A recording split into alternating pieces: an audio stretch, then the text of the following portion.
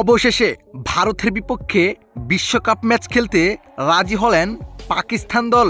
এ বিষয়ে যা বললেন আইসিসি ও পাকিস্তানের ক্রিকেট বোর্ড, জানুন বিস্তারিত।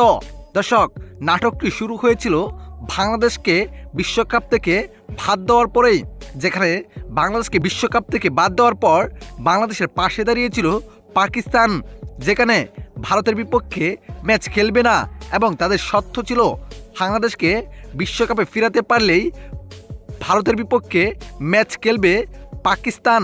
এখন আর এই সময়ও নেই, যেখানে বিশ্বকাপ শুরু হয়েছে। এখন চাইলেও বাংলাদেশ দলকে বিশ্বকাপে ফিরাতে পারবে না আইসিসি। অলরেডি বাংলাদেশের বদলিতে এক ম্যাচ খেলে ফেলেছেন স্কটল্যান্ড, তাই নিশ্চিতই বলা যায় বিশ্বকাপে আর খেলছেন না বাংলাদেশ।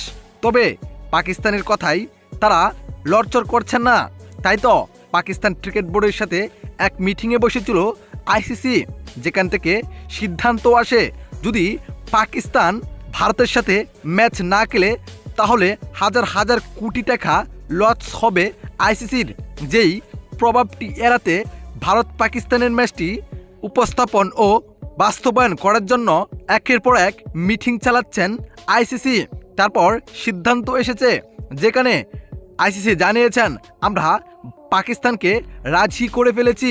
যে বিষয়টি নিশ্চিত করেছেন আইসিসি নিজেই, এবং পাকিস্তান ক্রিকেট বোর্ডও বলেছেন আমরা অনেক চিন্তা ভাবনা করে দেখলাম, ভারতের বিপক্ষে ম্যাচটি না খেললে আমাদের ও সব দেশের ক্রিকেট বোর্ডের অনেক ক্ষতি হবে, তাই আমরা যাচাই বাছাই করে ভারতের বিপক্ষে ম্যাচটি খেলার জন্য রাজি হয়েছি। দর্শক, হঠাৎ ভারতের বিপক্ষে পাকিস্তান ম্যাচ খেলায় রাজি হওয়ায় বিষয়টি আপনি কিভাবে দেখছেন? এই জায়গায় কি বাংলাদেশকে অপমান করা হয়েছে? আপনার মতামতে কি মনে হয়? অবশ্যই জানাবেন আপনার মতামত এই ভিডিওর কমেন্ট বক্সে।